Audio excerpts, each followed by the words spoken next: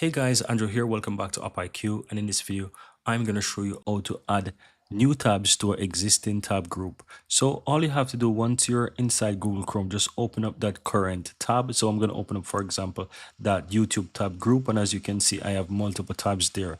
Now, if I want to add new tabs to this tab group, I just need to go ahead and just open up, for example, new tab and go to whatever website. So let's say I go to Amazon.com, right?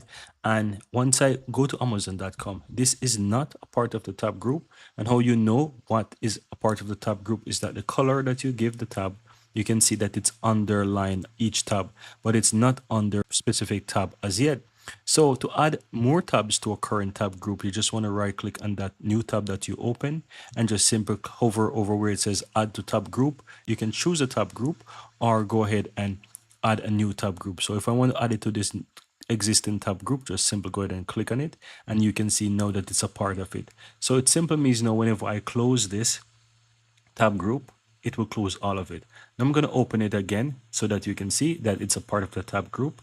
And as you can see, Amazon is there. I'm going to open up this and let's go to, for example, ebay.com. I'm not going to add it to the tab group. I'm just going to close it and show you. So if I close the tab group, you will see that it's going to leave eBay still. And that's because I haven't added it to the tab group. And if I go ahead and close this now and I open up it, you will see that it's not there.